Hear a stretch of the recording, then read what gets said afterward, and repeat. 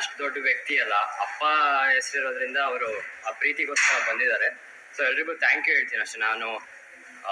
ನನಗೆ actually celebration ಎಲ್ಲ ಅಷ್ಟೊಂದು ಇಷ್ಟ ಇಲ್ಲ, ಬಟ್ ಇಷ್ಟು ಪ್ರೀತಿ ನೋಡಿದ್ರೆ ತುಂಬಾ ಖುಷಿ ಆಗುತ್ತೆ. ನನ್ನ ಬರ್ತಡೇಗೆ ಇವ್ರು ಸೆಲೆಬ್ರೇಟ್ ಮಾಡ್ತಿದ್ದಾರೆ ಅಂದ್ರೆ ಇಟ್ ಫೀಲ್ಸ್ ಹ್ಯಾಪಿ ಅಷ್ಟೇ. 18 ಅನ್ನೋದು ಒಂದು ಒಳ್ಳೆ ನಂಬರ್. ಯಾಕಂದ್ರೆ 18 ಇಯರ್ಸ್ ವೋಟಿಂಗ್ ಇಯರ್ಸ್ ಪ್ರತಿಯೊಂದು ಇದಾಗುತ್ತೆ. 18 ಇಯರ್ ಆಗಿದೆ, ನೆಕ್ಸ್ಟ್ ಏನೇನೆಲ್ಲ ಮಾಡಬೇಕಂತೆ. 18ನೇ ವರ್ಷ ಅಂದ್ರೆ ಏನೋ ಒಂಥರ ಸ್ಪೆಷಲ್, ಎಲ್ಲರೂ ಒಂಥರ ಸ್ಪೆಷಲ್ ಆಗಿ ಟ್ರೀಟ್ ಮಾಡಕ್ ಸ್ಟಾರ್ಟ್ ಮಾಡ್ತಾರೆ. ಯಾಕಂದ್ರೆ ಲೈಸೆನ್ಸ್ ಸಿಗುತ್ತೆ, ವೋಟಿಂಗ್ ಸಿಗುತ್ತೆ ಅಂತೆಲ್ಲ. ಬಟ್ ನನಗೆ ಏನಂದ್ರೆ ಇಟ್ಸ್ ಜಸ್ಟ್ ನಂಬರ್.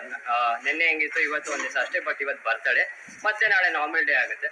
ಸೊ 18 ಅನ್ನೋದ್ರಲ್ಲಿ ಏನ್ ಸ್ಪೆಷಲ್ ಇದೆ, ಬಟ್ ನನಗೆ ಅಷ್ಟು ನಾರ್ಮಲ್ ಅಷ್ಟೇ. ಮೊದಲನೇ ಸಿನಿಮಾ ಮಾಡಿರೋದು, ಮೊದಲನೇ ಸಿನಿಮಾ ತುಂಬಾ ಆಕ್ಟಿಂಗ್ ಅಲ್ಲೂ ಕೂಡ ತುಂಬಾ ಅಪ್ರಿಷಿಯೇಷನ್ ಸಿಕ್ಕಿದೆ. ತುಂಬಾ ದೊಡ್ಡ ದೊಡ್ಡ ಸ್ಟಾರ್ ಅವೆಲ್ಲ. ನೆಕ್ಸ್ಟ್ ಇವಾಗ ಯಾವೆಲ್ಲ ಮೂವೀಸ್ ಮಾಡ್ಬೇಕಂತ ಇದ್ದೀರಾ? ಇವಾಗ ತರ ಮಾಡ್ಬೇಕಂತ ಇದ್ದೀರಾ? ಇವಾಗ ಯಾವ್ದನ್ನ ಕೇಳಿಲ್ಲ. ಅಪ್ಪ ಮೋಸ್ಟ್ಲಿ ಕೇಳಿರ್ಬೋದು, ನಂಗೆ ಗೊತ್ತಿಲ್ಲ. ಬಟ್ ಗುರು ಶಿಷ್ಯರು ಆದ್ಮೇಲೆ ಇನ್ನೂ ಯಾವ್ದು ಮೂವಿ ಮಾಡಿಲ್ಲ. ಬಟ್ ನೋಡ್ತೀನಿ, ನನ್ನ ಮುಂದೆ ಸ್ಟಡೀಸ್ ಮುಗಿಸ್ಕೊಂಡು ಎಕ್ಸ್ಪ್ಲೋರ್ ಮಾಡಕ್ ಟ್ರೈ ಮಾಡ್ತೀನಿ. ನಂಗೆ ಯಾವ ಕ್ಯಾರೆಕ್ಟರ್ಸ್ ಇಷ್ಟ ಆಗುತ್ತೆ. ನಿಮ್ಗೆ ಯಾವ ತರ ಮಾಡ್ಬೇಕು ಅಂತ ಆಸೆ ಇದೆ? ಆಕ್ಚುಲಿ ಅಪ್ಪ ನೋಡಿದ್ರೆ ತುಂಬಾ ಲೋಡಿ ಸ್ಟಾರ್ ಅವನು. ಸೊ ಈ ಮಾಸ್ ತರ ನಿಮ್ದು ಮಾಸ್ ಸ್ವಲ್ಪ ಲುಕ್ ಇದೆ. ಇವರು ಫಸ್ಟ್ ಮೂವಿ ಬಂದಾಗ ಅವ್ರು ಎಕ್ಸ್ಪೆಕ್ಟ್ ಮಾಡಕ್ಕಾಗಲ್ಲ, ಯಾಕಂದ್ರೆ ಆಡಿಷನ್ಸ್ ಇಂದ ಹೋಗಿರ್ತಾರೆ, ಮತ್ತೆ ಅವ್ರದೇ ಆ ಡಿಫಿಕಲ್ಟೀಸ್ ಇರುತ್ತೆ.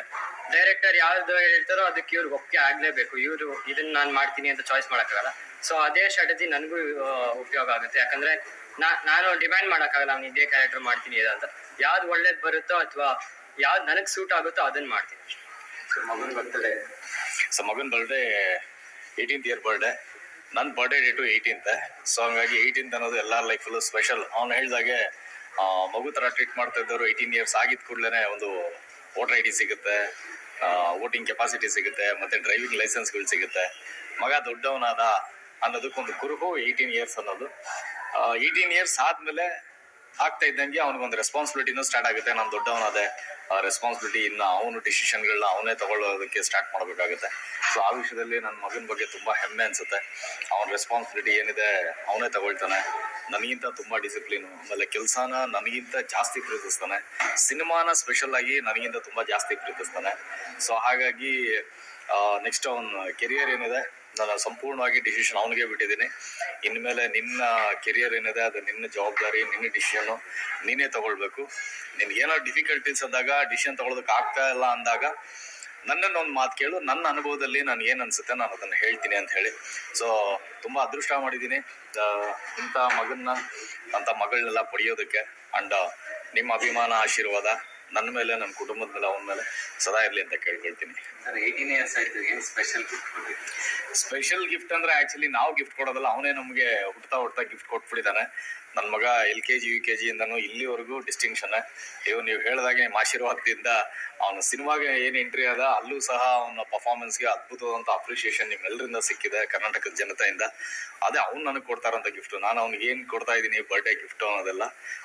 ಅವ್ನ ಬರ್ಡೇಗೆ ಅಂತ ಸ್ಪೆಷಲ್ ಗಿಫ್ಟ್ ಕೊಡ್ಬೇಕಂದ್ರೆ ನಾನು ದೇವರಲ್ಲಿ ಕೇಳ್ಕೊಳ್ಳೋದು, ನಿಮ್ಮಲ್ಲಿ ಕೇಳ್ಕೊಳ್ಳೋದು ಏನಂದ್ರೆ ಭಗವಂತ ಅವನಿಗೆ ಸಂಪೂರ್ಣ ಆಯುಸ್ಸು, ಆರೋಗ್ಯ, ಸುಖ, ಶಾಂತಿ, ನೆಮ್ಮದಿ, ಯಶಸ್ಸು, ಕೀರ್ತಿ, ಲಾಭ, ಅಷ್ಟೈಶ್ವರ್ಯ ಎಲ್ಲ ಒಂದು ಇಡೀ ಹೆಚ್ಚಿಗೆ ಕೊಟ್ಟು ಕಾಪಾಡಲಿ ಅಂತ, ನಿಮ್ಮ ಅಭಿಮಾನ ಹೆಚ್ಚಿಗೆ ಸಿಗ್ಲಿ ಅಂತ ಹಾರೈಸ್ತೀನಿ. ನನ್ನ ಮಗನ್ನ ನಾನು ಮಾಸೆ, ನೋ ಕ್ಲಾಸ್ ಮಾಸಾಗೆ ನೋಡ್ಬೇಕಂತ ನನಗೆ ತುಂಬಾ ಆಸೆ. ಸೊ ಅವನಿಗೂ ಆ ಲುಕ್ಕು ಗಿಕ್ಕು ಅಪೀಲು, ಅವನ ಮೆಂಟಲ್ ಸ್ಟೇಟಸ್ ಎಲ್ಲಾನು ಅದೇ ರೀತಿ ಇದೆ. ಸೊ ಅವನು ಮಾಸ್ ಸೂಪರ್ ಸ್ಟಾರ್ ಆಗ್ಬೇಕು ಅನ್ನೋದು ನನ್ನ ಆಸೆ. ಸೊ ಅವ್ರು ಹೇಳ್ದಂಗೆ ಅಂದ್ರೆ ಗೊತ್ತಿಲ್ಲ, ನೀವು ಯಾವ್ದನ್ನ ಲಾಕ್ ಮಾಡಿದಾರ ಸಿನಿಮಾಗಳು ಹೇಗೆ ಅಂತ ನಿಮ್ಗೆ ಬಂದಿದ್ದೆ ಆ ತರ ಮಾಸ್? ಬರ್ತಾ ಇದೆ ಸರ್, ಸುಮಾರು ಬರ್ತಾ ಇದೆ. ಬಟ್ ಈಗೇನಂದ್ರೆ ಅವನು ಎಜುಕೇಶನ್ ಇದೆ, ಒಂದ್ ಸ್ವಲ್ಪ ಇನ್ನೊಂದು 2-3 years ಎಜುಕೇಶನ್ ಆಗ್ಬಿಡ್ಲಿ ಅಂತ ವೆಯ್ಟ್ ಮಾಡ್ತಾ ಇದ್ದೀನಿ. ಆಮೇಲೆ ಈಗೇನಂದ್ರೆ this is not the right age. ಈಗ ನಾನು ಅವನ್ನ ಸಿನಿಮಾಗೆ ಬಿಟ್ಬಿಡ್ತು ಅಂದ್ರೆ ಈ ಕಡೆ ಚೈಲ್ಡ್ ಆರ್ಟಿಸ್ಟ್ ಅಲ್ಲ, ಈ ಕಡೆ ದೊಡ್ಡ ಹೀರೋನೂ ಅಲ್ಲ, ಆ ಥರ ಒಂದು ಏಜ್. ಈ ಟೈಮಲ್ಲಿ ತುಂಬ ಯೋಚನೆ ಮಾಡಿ ಡಿಸಿಷನ್ ತಗೊಳ್ಬೇಕಾಗುತ್ತೆ. ಸೊ ಹಾಗಾಗಿ ಯಾವ್ದಾದ್ರು ಒಳ್ಳೆ ಸ್ಕ್ರಿಪ್ಟ್ ಅಂತ ಬಂತು ಅಂದ್ರೆ ಖಂಡಿತವಾಗ್ಲೂ ಮಾಡಿಸ್ತೀನಿ. ಅದರ್ವೈಸ್ ಇನ್ನೊಂದು 2-3 years ಎಜುಕೇಶನ್ ಅಲ್ಲಿ ಅವ್ನು ಕಂಪ್ಲೀಟ್ ಆಗ್ಲಿ ಅಂತ. ಅದು ಬಿಟ್ಟು ಅಪಾರ್ಟ್ ದಟ್ ಅವನೇ ಮನೆಯಲ್ಲೆಲ್ಲ ಪ್ರಾಕ್ಟೀಸ್ ಮಾಡ್ತಾ ಇದ್ದಾನೆ ಅಂತ. ಜಿಮ್ನಾಸ್ಟಿಕ್ಕು, ಡ್ಯಾನ್ಸು, ಫೈಟು, ಪರ್ಫಾರ್ಮೆನ್ಸು ಎಲ್ಲ ಅವನೇ ಸೆಲ್ಫ್ ಮೋಟಿವೇಶನ್ ಮಾಡ್ಕೊಂಡು ಎಲ್ಲದರಲ್ಲೂ ತಯಾರಿ ಮಾಡ್ಕೊಳ್ತಾ ಇದ್ದಾನೆ. ಸಿನಿಮಾ ಬಗ್ಗೆ ಕೇಳೋದು ನನ್ನ ಸಿನಿಮಾಗಳಂದ್ರೆ ಈಗ ಏನಂದ್ರೆ ಒಳ್ಳೇದೇನೋ ಒಂದ್ ಸಿಗ್ಬೇಕಂದ್ರೆ ತುಂಬಾ ದಿನ ಕಾಯ್ಬೇಕಾಗುತ್ತೆ. ಸೊ ಹಾಗಾಗಿ ಆ ಒಂದು ವೈಟಿಂಗ್ ಅಲ್ಲಿ ಇದೀನಿ. ಒಂದ್ 2 ಸ್ಕ್ರಿಪ್ಟ್ ಫೈನಲೈಸ್ ಆಗಿದೆ. ಅದು ಸ್ಕ್ರಿಪ್ಟ್ ವರ್ಕ್ ಸ್ವಲ್ಪ ಫಿನಿಶಿಂಗ್ ಅಲ್ಲಿ ಇದೆ. ಸದ್ಯದಲ್ಲೇ ಗುಡ್ ನ್ಯೂಸ್ ಕೊಡ್ತೀನಿ ನಾನು ನಿಮ್ಗೆಲ್ಲ. ನನ್ನ ಮಗಳ ಸಿನಿಮಾನು ಆಕ್ಚುಲಿ ಸ್ಕ್ರಿಪ್ಟ್ಗಳೆಲ್ಲ ಬರ್ತಾ ಇದೆ. ಬಟ್ ಇನ್ನ ಅಂತ ನನಗೆ ಖುಷಿ ಆಗುವಂತದ್ದು ಇನ್ನ ಆತರ ಸ್ಕ್ರಿಪ್ಟ್ಗಳು ಅದು ಸಿಕ್ಕಿಲ್ಲ. ಅಂದ್ರೆ ಏನಂದ್ರೆ ಮೊದಲನೇ ಸಿನಿಮಾದಲ್ಲೇ ಅವಳು ಅಷ್ಟು ದೊಡ್ಡ ಒಂದು ಸಕ್ಸಸ್ ಅನ್ನ ಹೊಡೆದಿದ್ದಾಳೆ ನಿಮ್ಮೆಲ್ಲರ ಆಶೀರ್ವಾದದಿಂದ. ಸೊ ಈಗ ನೆಕ್ಸ್ಟ್ ನಾನು ಅವಳನ್ನ ಪರ್ಫಾರ್ಮೆನ್ಸ್ ಮಾಡಿಸ್ಬೇಕಂದ್ರೆ ಅದಕ್ಕಿಂತ ಚೆನ್ನಾಗಿರುವಂತ ಒಂದು ಕ್ಯಾರೆಕ್ಟರ್ ಅಥವಾ ಅವಳಿಗೆ ವೇಟೇಜ್ ಇರುವಂತ ಒಂದು ಒಳ್ಳೆ ಸ್ಕ್ರಿಪ್ಟ್, ಜನಕ್ಕೆ ಇಷ್ಟ ಆಗುವಂತ ಸ್ಕ್ರಿಪ್ಟ್ ಮಾಡಿಸ್ಬೇಕು. ಸೊ ಹಾಗಾಗಿ ಆ ಹುಡುಕಾಟದಲ್ಲಿದ್ದೀನಿ. ಒಳ್ಳೆ ಸ್ಕ್ರಿಪ್ಟ್ಗೋಸ್ಕರ ಕಾಯ್ತಾ ಇದ್ದೀನಿ. ಬಂದಿದ್ ಕೂಡಲೇ ಮತ್ತೆ ಸೆಕೆಂಡ್ ಒಂದು ಸಿನಿಮಾ ಏನಿದೆ ಅದು ಲಾಂಚ್ ಆಗುತ್ತೆ.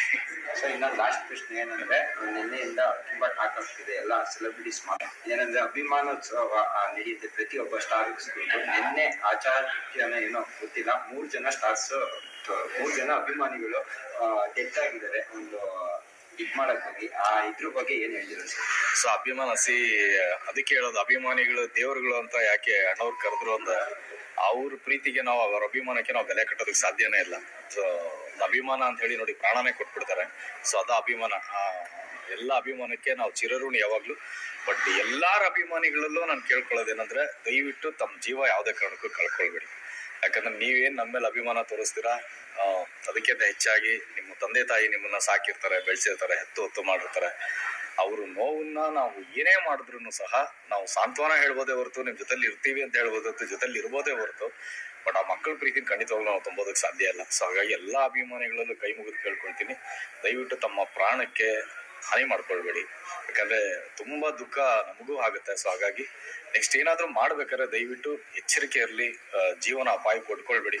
ಅಂದ್ರೆ ನಾವು ಕಾರಲ್ಲಿ ಹೋಗ್ತಾ ಇರ್ಬೇಕಾದ್ರೆ ಬೈಕಲ್ಲಿ ಚೇಸ್ ಮಾಡೋದಿರ್ಬೋದು, ಈ ರೀತಿ ಕಟೌಟ್ಗಳು ಹಾಕ್ಬೇಕಾದ್ರೆ ದಯವಿಟ್ಟು ಹುಷಾರಾಗಿ ನೋಡ್ಕೊಳ್ಳಿ. ಮೇಲ್ಗಡೆ ಹೈ ಟೆನ್ಷನ್ ವೈರ್ಗಳು ಇರ್ತವೆ.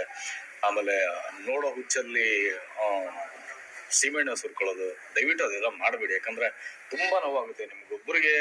ನೀವು ಪ್ರಾಣ ಕಳ್ಕೊಂಡು ನೀವು ಏನ್ ಆತರ ಒಂದು ಮಾಡ್ಕೋತೀರಾ. ಸೊ ನಿಮ್ಮ ತಂದೆ ತಾಯಿಗಿರ್ಬೋದು, ನಮ್ಗಿರ್ಬೋದು, ನಿಮ್ಮ ಅಕ್ಕ ತಂಗಿದಿರ್ಬೋದು, ಸ್ನೇಹಿತರಿಗಿರ್ಬೋದು, ಅದನ್ನ ನಾವ್ ಯಾವತ್ತೂ